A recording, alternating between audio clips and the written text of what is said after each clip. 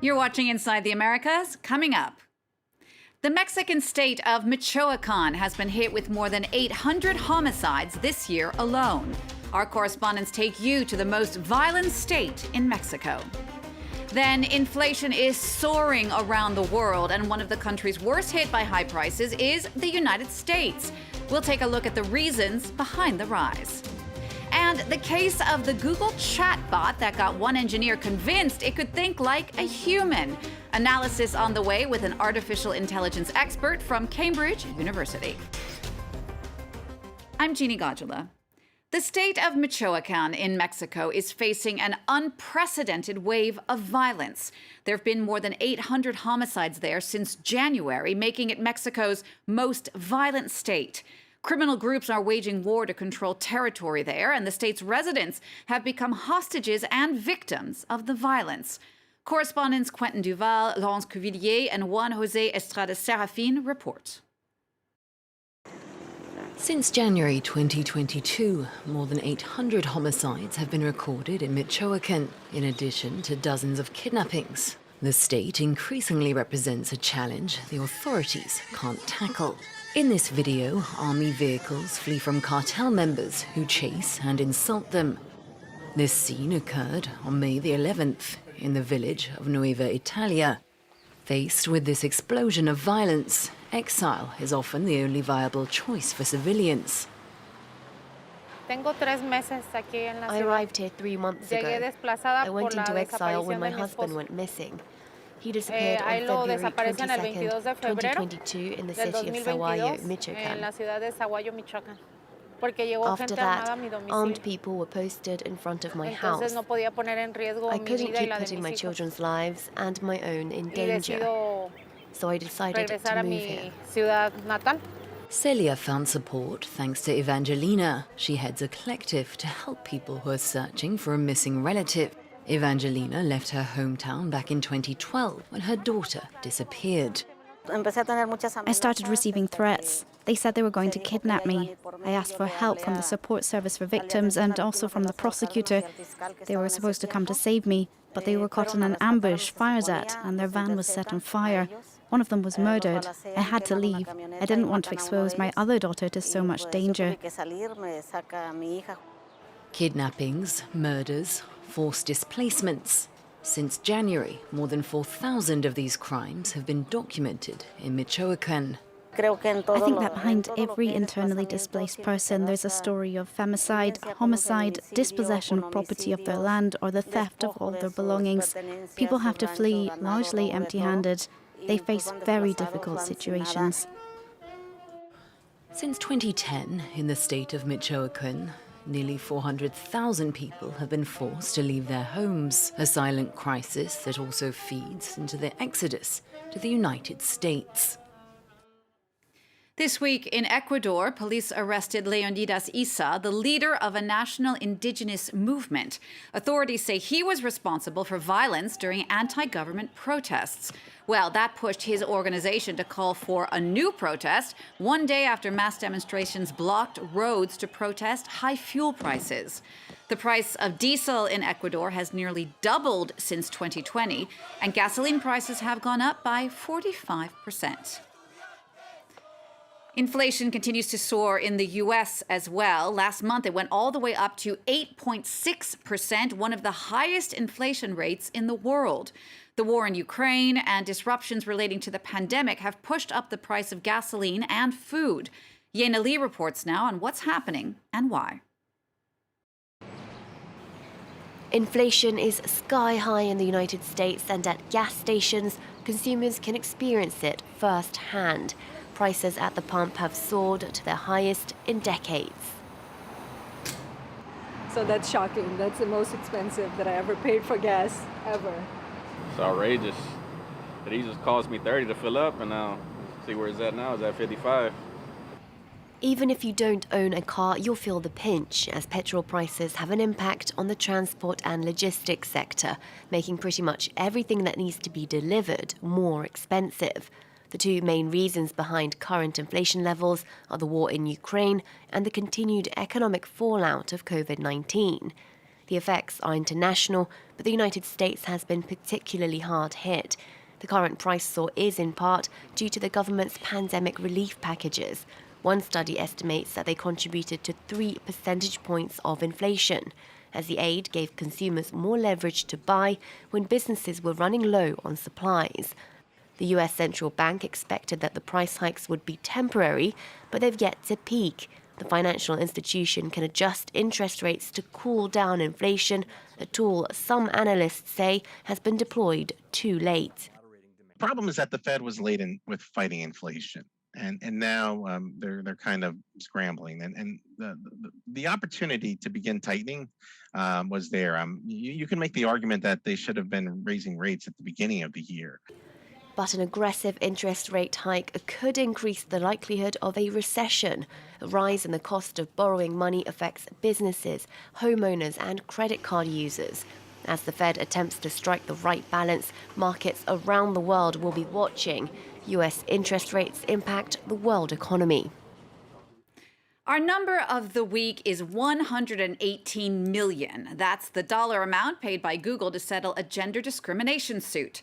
The class action lawsuit argued the tech giant underpaid female employees and gave them lower ranking positions than men. The tech company said it was pleased to be settling without admitting to doing anything wrong. And in another story out of Google this week, a senior software engineer was suspended after he said an artificial intelligence chatbot had a soul.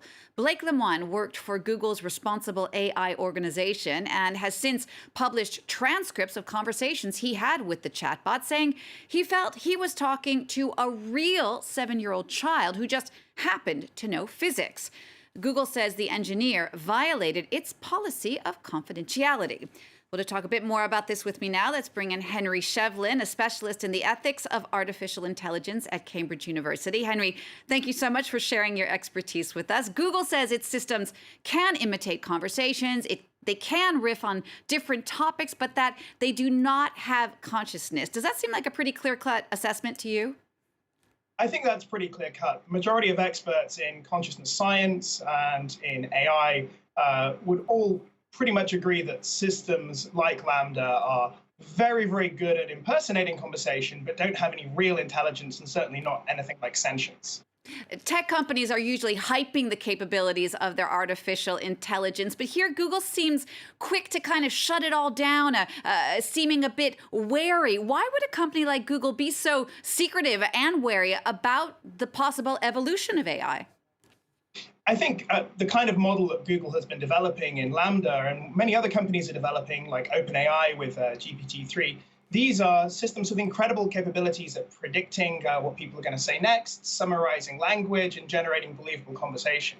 But I think it's very clear that that's all these systems can do. They're not generally intelligent. They're not capable of perceiving and certainly not feeling emotions. So on the other hand, it's very easy for us as humans to attribute emotions or mental states to things that don't have them. I'm sure we've all got friends who personify or anthropomorphize their car or their pet chihuahua.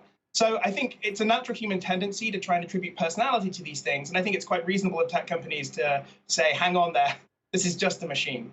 So explain it to people who aren't techies. Google said there was a lot of evidence against this chatbot being sentient. What is that evidence exactly? How do you know what's AI just riffing on a conversation and what might be real original thought? So as a philosopher, I spent a lot of my career wrangling with the problem of consciousness. I think it's fair to say that there's no scientific or academic consensus on exactly what it is. But most of the leading theories associate consciousness with things like sensation, emotion, interaction with the environment.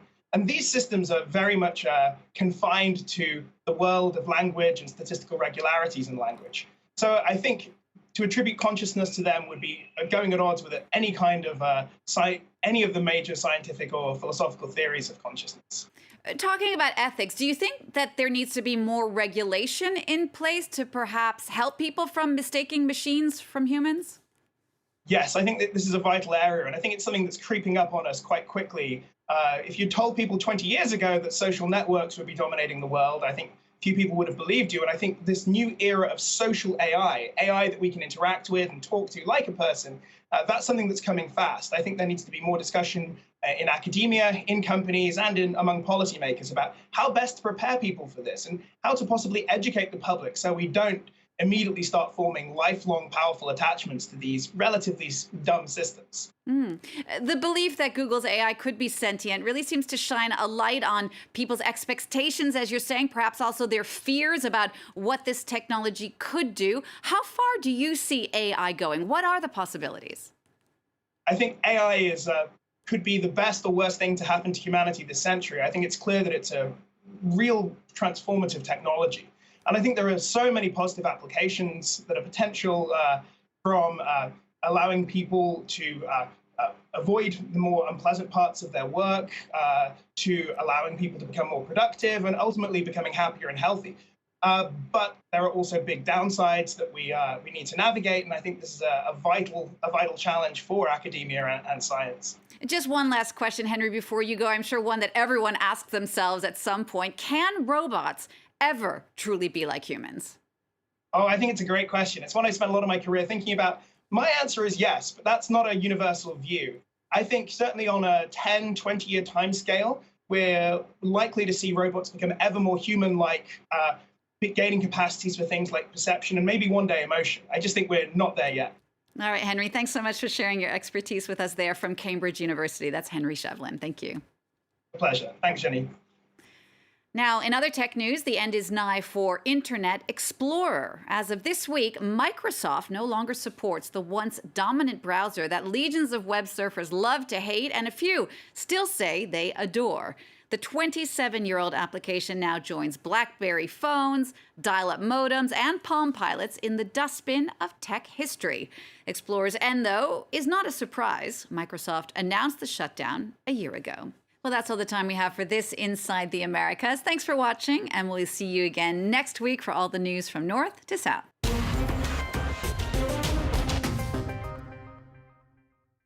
In the middle of the desert, the Arar checkpoint resumes activity on the border between Iraq and Saudi Arabia. The two countries had interrupted relations following the 1990 invasion of Kuwait. But 30 years later, the gates finally open, if only slightly. وسهل الواحد يروح لما يجي يعني ما يحس إن فيه يعني بعد أو يحس إنه هو بدولة وقرابته بدولة يحس إنهم كأنهم يعني مكان واحد بلد واحد. So far the border is only open for commercial trade. Despite frustration and logistic issues, there is hope for renewal. فتح عرعر يعني شلون والباب الثاني باب الرزق ثاني وارد يعني أحسن وأريح يعني نفس المساحة ما تأخر عن البيت. Borders, a documentary series for reporters on France 24 and France24.com.